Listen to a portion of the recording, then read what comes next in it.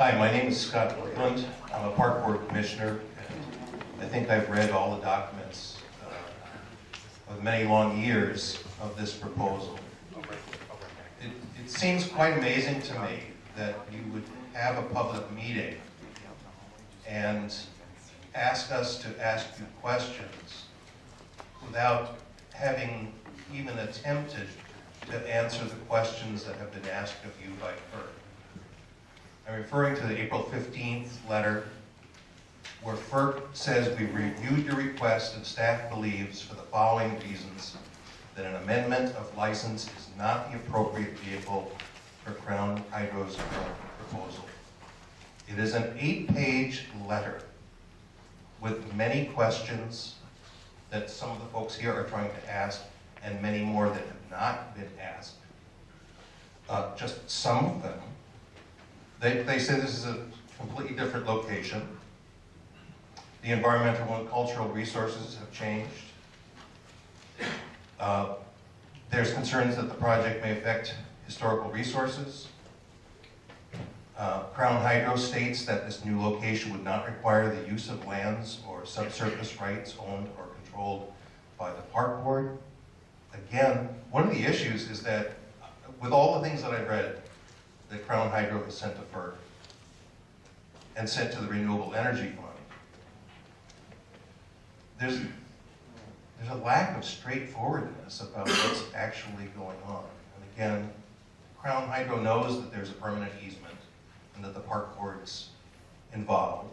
Crown Hydro has misstated what the Army Corps of Engineers has required of it.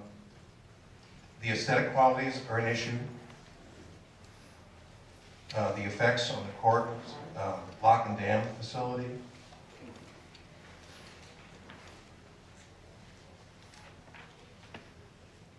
And they've asked you to address a number of these issues.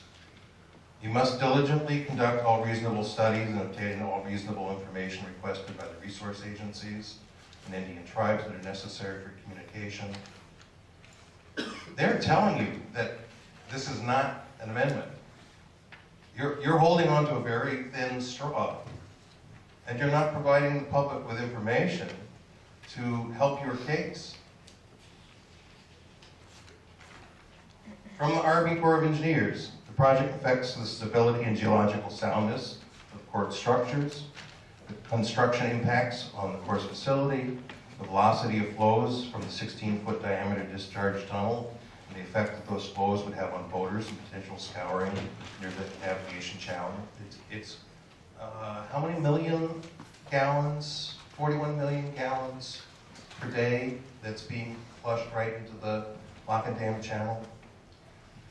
Potential change in flow near the small boat signal in the upstream guide wall, the impact of boring operations on the footings for the historic Stone Arch Bridge, whether construction cofferdams would interfere with the intake ports behind the upstream guide wall, potential conflicts from using the Corps parking lot for construction, which also is used by the Corps as a laydown area during major maintenance activities, project affects the integrity of the gravity wall at the upstream end of the parking lot, the possibility of encountering an old tunnel located between the parking lot, possible conflicts with the operation of hydropower plant and operation of the Corps lockage, location of the hydropower intakes would be close to the intakes of the lock filling valves, drawdowns during lockage could affect hydropower operations, concerns that flow into the hydropower plant may cause additional debris to be drawn into the Corps lock, which would impact navigation, concerns regarding the safety and security of the Corps lock's facilities.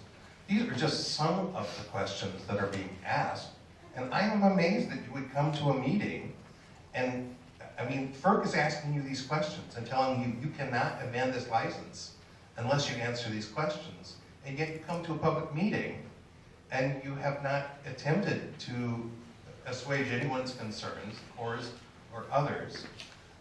You are funded by the Renewable Energy Fund. This is a 2002 funding that should be expiring. So the 5 million plus may not be available. The turbines may be reclaimed. You may have no turbines to install, you'd have to raise another $5 million. You haven't accounted for transmission lines, where they would go, whose property that would impinge on. And again, the history of this project has been fascinating, but really difficult to understand why Crown Hydro can't do this in a way that's honest, forthright, that actually tries to answer people's questions. And I think it's pretty clear. I mean, it is amazing that FERC has let you go this long in this process. I mean, it has been, you need to provide us this. Oh, okay, we don't have that, but we'd like to do this. Okay, if you do this, then you have to do that. Well, we can't do that, but we can do this. So this is one of those thises. This is one of those last-ditch efforts to avoid doing a new license application, which FERC thinks is appropriate. So I think this is really a very strange meeting where you say, we want to do this project, do you have any questions? Well, thank you for your concern. We will be providing more of those answers as more further engineering is done and studies are done on the project with respect to the new location. We're following the first process as it's been laid out to us at this point. So we'll have more information as we move forward. And this is all resulting from a notice by FERC to revoke your license. The path that we're taking is an amendment to the license. That has been, you've been notified that it's being revoked. Is that a yes? Next question. Was that a yes to his question? I didn't hear what your answer was. I do not believe Crown Hydro has had a notice to have its license canceled. Well, That's how this all started, it's a notice to revoke. It's not a final order.